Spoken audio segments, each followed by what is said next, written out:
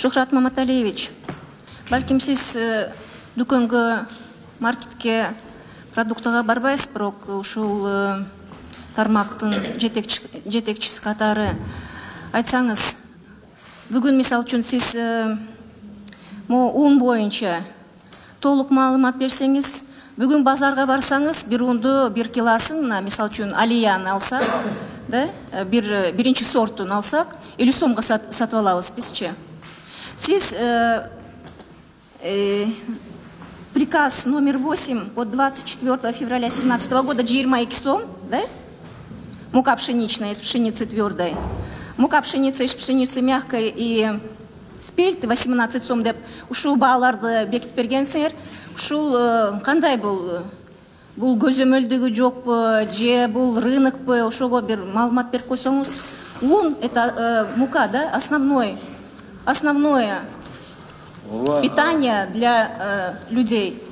В 2 раза повышение. Чем объясняется? Рахмат, урматтуу депутаттар. Бул сиз айткан баа бул өз учурунда баягы минимальный уровень контрольных цен деп туруп ошол баа коюлуп берген.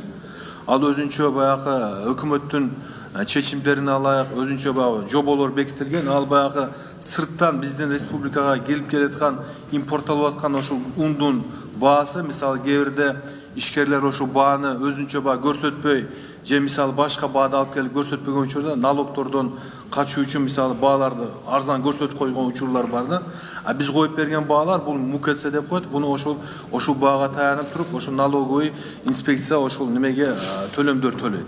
А негизи баягы азыркы учурда баягы ун жана ун азыктарына болгон баалар, эми бул атаандаштык негизинде мисалы монда мамлекеттик жөнгө салуу ыкмасы колдонулбайт. Бул унда баягы өкмөт бул социалдык маанилүү товар болгондугунан, өкмөттүн токтому менен бекитилген тизмеге киргендигинен ун жана ун баягы бир айда 20%дан жогору гана учурда баягы кескин көтөрүлсө, бир айда ошол учурда гана мамлекеттик жөнгө салуу ыкмасы кирет. Бул өкмөттүн чечимине ошондой госрегулирование ыкмасы кирет да. Ага чейин бул баалар өзүнүн мондай алып келип сатуучулар, өндүрүүчүлөр өздөрү бааны коет, эркин баа коюлат да. Негизи мен айтып кетсем, жок, бирок азыр учурда бүгүн ундун баасы 2 эсе өсүп кетти. А сиздер эң минимальный эмес, эң максимальный регулировка кылыш керексиңер. Бир какой-то суммадан ашпаш керек да. Жок, эми ошол бизде айтып атам го, бак положениялар боюнча ошондой да, мисалы азыр айтеге импортерлор, да, импортерлор, производительдер 100 сомго чыгарып койсо, сиздер карап отура бересиңерби? Жок, ошо бизде мыйзам боюнча жоболорго бекитилген жоболорго ылайык бир айда 20%дан көпкө көтөрүлсө, ошол учурда мамлекеттик жөнгө салуу госрегулирование кирет да. Ана мен айтып кетейин, бүгүнкү учурда мисалы ошол ундун баасы Жалал Абад облусунда 2-нчи сорт 17%га, 1 октябрга салыштырмалуу 17%га өстү. Караколдо Жалал Абадда 1-нчи сорт 20%га, Караколдо 2-нчи сорт 17% көтөрүлдү. А жалпысынан республика боюнча орточо баа азыркы учурда 3,5%га ошо 1 октябрга салыштырмалуу көтөрүлдү. Мисалы азыркы бир кабын ошол килограммына мисалы 1 сом 2 сомго чейин болуп атат региондоруна карап. Кабына ошондо 200 сомго кымбаттады да унча. Ушундай болуп атат. Шухрат Маматалиевич, сиз билесиз, түштүктө биз унду алып атканда, вообще көп балалуу үй-бүлөлөр кап алышат. Ошондо аябай чоң мындай бир оор бюджетке, үй-бүлөлүк бюджетке мындай оор келе турган баалар болуп калыптыр. Ошого сиздер көзөмөлгө алыңыздар, макулбу? Экинчи маселе, эмегечи это кимдин идеясы бул пиваны да кошкон антимонопольный. Пиво не был в питании первой необходимости. Вот зачем на пиво регулировать тоже цены? Мен ошого түшүндүрүп койсоңуз. Биз баягы бул минимальный уровень контрольных цен деген бул маселе ыкма баягы биздин бюджетке импортерлор баягы салыктан качуу максатында алып кирип аткан товарлардын баасын аз көрсөтүп койгон учурда ош МУКЦ ыкмасы бул өкмөттүн чечимдеринин кабыл алынган. Ошондой товарларга бул товарларды биз пиваны кошконубуз, тийиштүү мамлекеттик органдар биздин органга кайрылса, ошол товарга бааны карап берди деген учурда Biz ошол запросторду кылып туруп, средний арифметический тийиштүү ассоциациядан, мамлекеттик органдан, мисалы салык кызматынан, улуттук статистика комитети, тийиштүү министрликтерден, мондай ишкер ассоциацияларынан бааларды алып туруп, анан баягы орточо эсепинен бааны чыгарып беребиз. Бул баягы минимальный уровень контроль этсен, ошол баягы салык кызматы, ошол кирип келаткан, импорттолуп аткан товарларды ошол баа менен салыкты эсептөө үчүн ошону чыгарылган да. Бул да ошо биздин бюджетке ошол тийиштүү салыктар түшүшүнү камсыздоо максатында.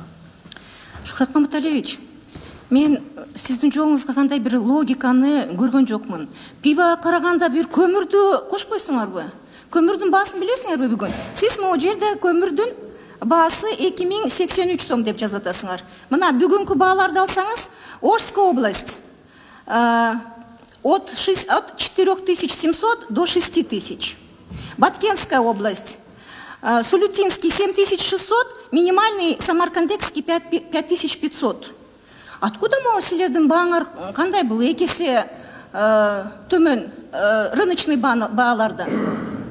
Ошолорду ким көзөмөл алат? Сиздер кандай жумуш өткөзүп атасыздар? Биз азыр мынакей көмүрдүн баасы бүгүнкү учурда орточо республика боюнча ошо жергиликтүү көмүрдүн баасы 4218 сом, импорттолуп аткан Казакстандан кирчү көмүрдүн баасы 4575 сом. Эми бул да көмүр региондорго карап баарганда, мисалы Нарында көмүрдүн баасы 3000-3500 тегерегинде болсо, чындыгында Ош облусунда көмүрдүн баасы ошо 4000, 5000, 6000ге чейин барат. Ал эми Баткен облусунда мисалы 8000ге чейин барып атат. Эми ал Баткендеги сүлүктүү көмүр бул баягы негизи баягы коммерческий мондай общепиттин немелер иштетет экен негизи. Ошуга бул кымбат болуп кетет. Бирок Баткенде баягы Самаркендик деген көмүр алда 4500 сом тегерегинде. Эми көмүрчүлөрдүн чындыгын айтканда биз бааны аларда эркин баалар коюлат, себеби ош суроо талаптын негизинде. Эми конечно биз мондай сурамжылоо жүргүзүп карап атабыз. 17-жылы ошолда октябрь айында кескин 20%дан көпкө бир айда көмүрдүн баасы кымбаттап кеткен учурда мамлекеттик госрегулер кирген болчу 2017-жылы. Ошол учурда бизде бардык өндүрүүчүлөргө көмүр Сиз мындай кыска жооп бериңизчи, биз мындай сказка рассказывать этпечи мындай кыскара. Токут эржен суроо. Эми үчүн деп атасыз суроо. Ошого жооп бериңиз, анан тияк-бияктын кереги бар. Негизи бул атаандаштык негизинде, булар эркин бааларда биз аны монду жөнгө сала албайбыз. Түшүнүктүү. Сиз бул жерде бизге берген баалардачы 2083 сом бул баягы Нарындын, по-моему, баягы кенден алсаң ушу бааны төлөсүн. Бирок шаарга келгече андан кийин баягы плюс да издержки по перевозке да транспортный кошкондо 4000ге чыгат. Ошону мен сиздерден чоң өтүнүчүм бар. Нан да унга көмүр ушу пиваны я исключаю, просто исключаю. Ошого бааларды көзөмөлгө алыңыздар, макулбу? Шухрат Маматалиевич, мы понимаем ваши полномочия, функции. Вот вы ситуацию, например, последнюю ситуацию с ростом цен на муку, как вы сигнализируете? Вот мы уже приходится спускаться вот до технических, да, выяснения технической части вашей работы. Вы сигнализировали в Министерство экономики, в правительство, что вот такая идет тенденция роста? На уголь такая-то тенденция. То есть на уголь уже сейчас мы должны предусмотреть. Сейчас на рынке одна цена. Завтра дождь пойдет со снегом, появится другая цена. Пойдет снег, еще появится. То есть вот эту всю тенденцию должен быть мониторинг. То есть ваши работники должны вот прям ежечасно, ежедневно мониторить и сообщать в те Министерства экономики. У вас есть контакты как-то, вы сообщаетесь? Вот когда был последний ваш рапорт, ну, ваше докладное донесение, что идет вот такая тенденция? Еженедельно информируем Министерство экономики, правительство информируем по этим вопросам. И такого роста сейчас на уголь, на муку такого нету. Есть повышение, это сезонные. Еще раз хочу сказать, что цены со стороны государства так не регулируются. Это нет, мы знаем, что они не регулируются. Мы знаем, что мы излишнее вмешательство государственных органов, это тоже снижает инвестиционную привлекательность. Поэтому мы даже пресекаем вот это, если излишнего такого вмешательства. Вы тоже поймите, это у нас действуют законы конкуренции, либеральные. В таких, когда законом предусмотрено, в этих случаях мы вносим предложения, мониторим и вносим предложения. Шухрат Маматалиевич, Вы же государственный человек, у вас должен быть государственный подход. Когда на чашу весов мы ставим интересы бизнеса, а на другую чашу ставим продовольственную безопасность, согласитесь, это разные вещи. Эти вопросы продовольственной безопасности, они должны быть под мониторингом. Этот год, давайте я такой вопрос задам, год цифровизации, да? Цифровизации. Вот ваше ведомство имеет вот связь с другими ведомственными госорганами, чтобы вы могли не еженедельно, а хотя бы вот онлайн передавать вот такую, потому что это ваши основные функции, передавать вот такую информацию. Создана такая база, есть возможность не ходить с отчетом или там с письменными докладами, а вот так информировать о ценах. Это очень важно же. Если завтра цена поднимется, резко повысится цена не в течение недели, а в течение дня, в течение 2 суток, да? Мы же должны реагировать на это. У нас не должны быть голодные бунты, протестные бунты, социальные бунты по вопросам продовольствия. Ну вот так уже приходится разъяснять вам. Мы должны же это все предусмотреть. Я думаю, что как бы правительству тоже нужно наладить такую межсекториальную, межведомственную контакты с вашим органом, правда? И они должны вам помогать, правильно, но вы должны давать аналитику, аналитический материал, да? Мониторинг, итоги мониторинга постоянно. Вот я думаю, что вам в этом направлении надо усилить работу, хорошо?